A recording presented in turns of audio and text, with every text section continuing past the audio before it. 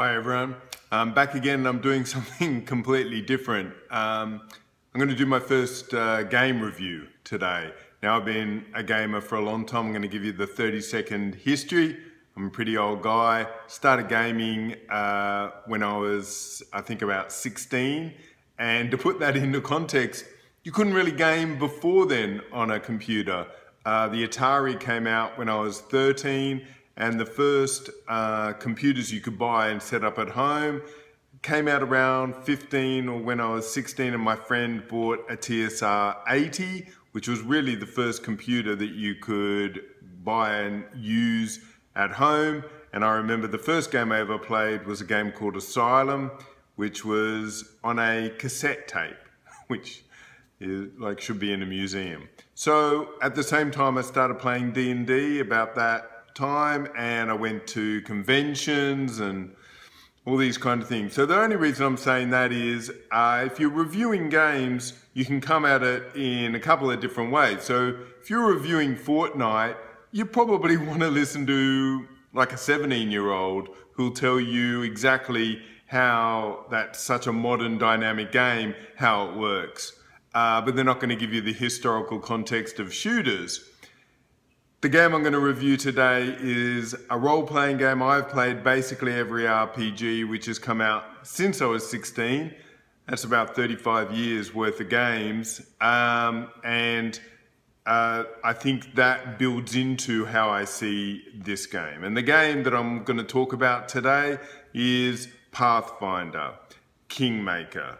Now, Pathfinder is, if you know that name, is a tabletop RPG which came out a couple of years ago when Dungeons and Dragons kind of lost its way, and people said they wanted a game which was more like old style D&D, and Paizo jumped into the gap and put out this game, and it really caught on, and I've played it, and I really like it as well. So this computer version was kickstarted and published by and designed by Owlcat Games, and basically uses a very typical view, which is an isometric game. If you go back all the way to Baldur's Gate, it's very similar to that, but the graphics are a lot better. This does a couple of different things though. Not only are you having an adventure in the old style of all D&D kind of games, like Baldur's Gate or those kind of games, this also kind of ratchets on a kingdom simulator at the same time. And it also does some story elements which are a little bit tip of the hat to Numenaria Torment and games like that, where it's much more about story. So they try to put all these elements together, and it'll come as no surprise that it doesn't work. It is a glorious disaster, and really one of those games which it's hard for me to recommend because there's some real issues. So I'm going to come back in a second and talk about the game itself, and then I'm going to talk about spoilers. But not like in a movie. The spoilers will be more the kind of things I wish someone like me had told me before the game, which would make the game a lot more enjoyable. And right at the end, I might give away some story elements, but it's more spoilers which would make the game better. Okay, I'll be back in a sec.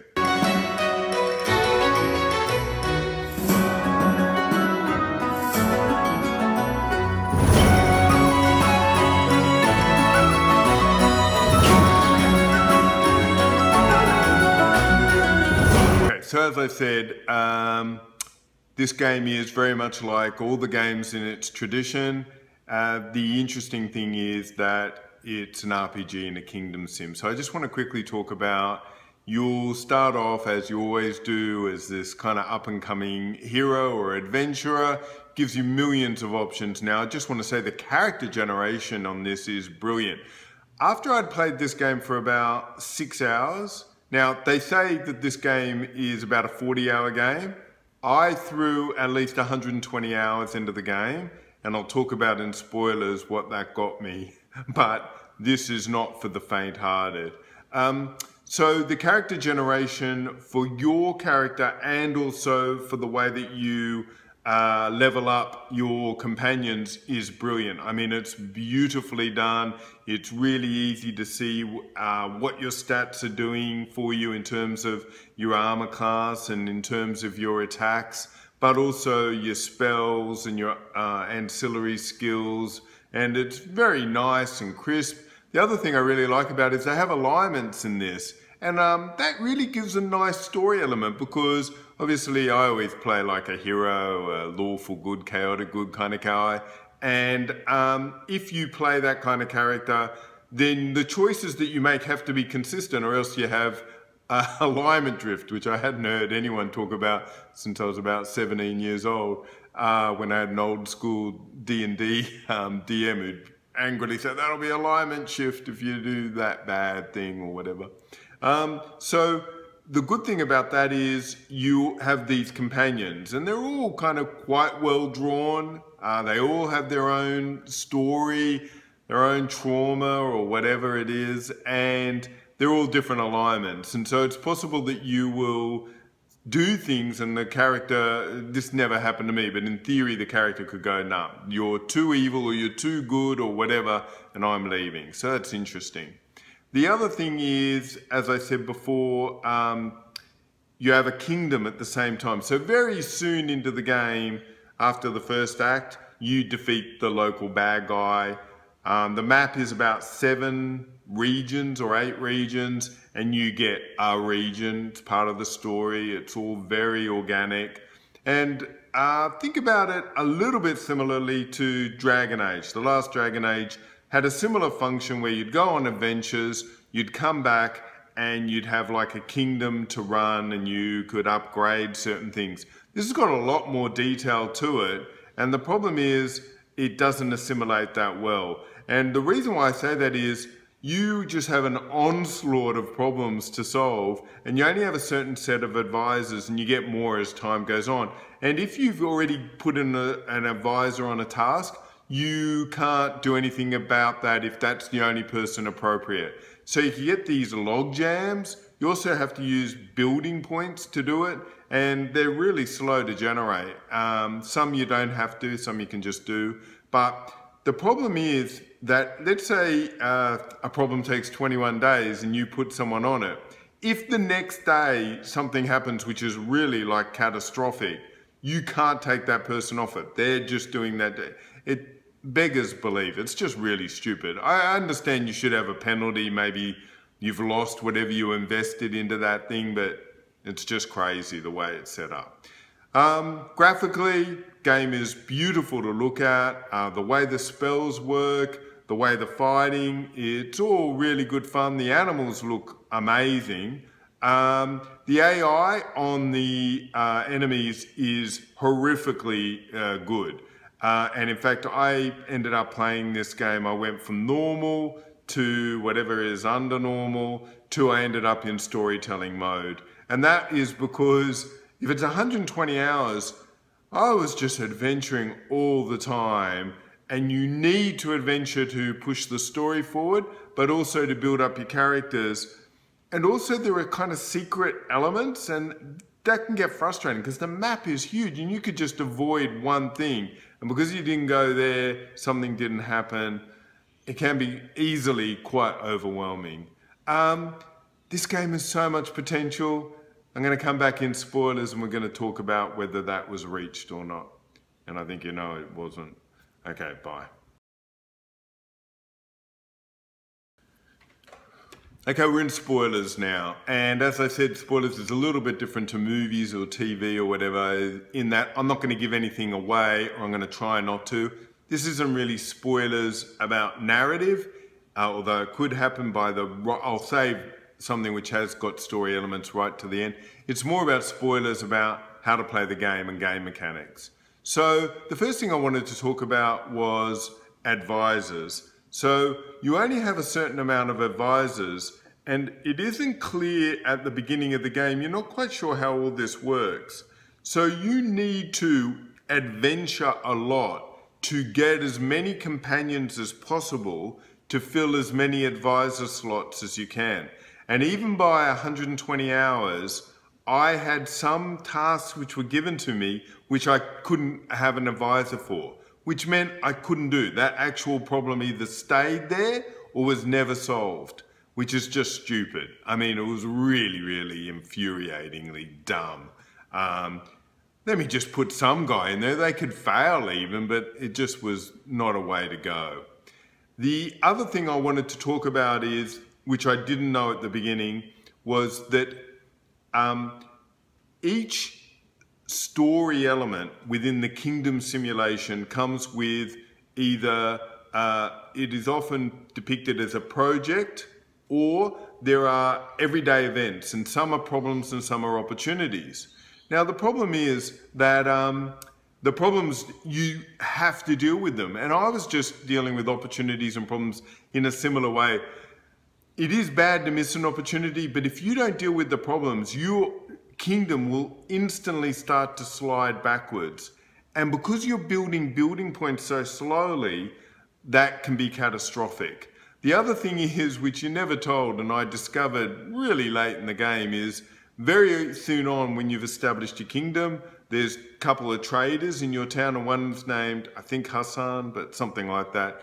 And right down, you know, 3/4 of the way down all the stuff he trades, you can buy building points. Now they're incredibly expensive, but you do build up a lot of money because most of the time, once you've got your best weapon, your best armor, you just really can sell everything and keep some stuff for the companions, obviously. But after a while, they're all kind of decked out. And I used that to get building points late in the game. And that did allow me to get on top of this kingdom issue. And I wish I had known that at the beginning. The tutorial is really bad because you get told some things early on in the game and they're not quite repeated. And that was catastrophic for me. Like, I mean, it really meant the part of the game which I loved was the idea of being such a good adventurer that I got a kingdom and I got to run the kingdom was not as much fun as it should have been. The companions. Now, this is something I didn't know. By about the 90th hour, I said, you know what, I'm just going to try and finish this game. So I stopped doing all the little adventures. I was just over it. And I could see the clear through line. So a couple of my companions said, hey, I need to go and do this because in the past this happened. And I started ignoring them. Do not ignore them. Without being, I don't want to give too much away, but by the end of the game, the fact that you haven't helped your characters has a big blowback on you in the end game, in who can travel with you into the kind of end game battles. And that destroyed me. I had to kill a squad who I'd built up and I really had ignored the other companions. And then all of a sudden, some of them weren't there because I hadn't done their one last story element, even though I'd done about 20 of them. So that was really, really disappointing. The other thing is, when you go into dungeons, you must take iron rations. You can't hunt in a dungeon, and therefore you need to carry tons of stuff because you've got to rest all the time to get your spells back and to get healing. And so you need to buy, and they'll be obvious throughout the game, bags of holding so that you can get all your weight down. And you've got to strip out all this stuff because you get so much stuff. You really got to either just like leave it at home so that you can travel. It's just a really clumsy way of doing it. No other game is so about encumbrance and about the way that you need to eat. Like, I mean, most of the time, by the time you get to late game, it's just, you just rest and you get through it. So look, we're getting close to what I wanted to talk about, which is the end game. So as I've alluded to, now, maybe you might want to watch this bit, but I would take my advice on this. So by the end game, you'll know it. You'll be going into, I think it's called the house at the end of time. Once you enter that, you can't get back out. You can't rest. So if you don't have, and I'm not joking, just tons of rations, you cannot rest in that place. And you are hit all the time. So That's one thing. If you haven't done all your companion stories, you will not have all your companions, which will just destroy you. The third thing that I wanted to talk about is that there is a bug in the game, which in the end, I gave up this game, even though I'd done 120 hours. Now the bug, the reason why I'm talking this way is the bug might be resolved, but the bug is that there are a certain enemy called the Fey Hunters and Fey Scouts, and they have an ability to freeze you. But in my version of the game, they could confuse you, they could paralyze you. It's designed obviously that they only can do one thing and then that's pretty much it, and then you come back. In the game I was playing, they could do it constantly. And so if you didn't give all your people like numerous buffs and debuffs for them and everything, you couldn't beat them. And it took me, I remember, 3 or 4 hours to do one kind of big battle, but it wasn't the end of the game or anything. When I got into the last part of the game, and I had lost some of my companions, I didn't have enough rations, I'd rested a couple of times and ran out, the whole house was full of them and it was bugged. So if you find that that bug hasn't been fixed by the time you get halfway through the game, you either have to put that game aside and come back to it or give up, because it will not be fun and it will not be playable in the end game. The last thing I wanted to talk about is when you're doing the kingdom simulation, some things which will happen which will all be linked to the ancient curse. And you have to be extremely careful with this, because it does, again, this infuriating thing, which is, let's say you have set your advisor to do something, and then the next day the ancient curse explodes.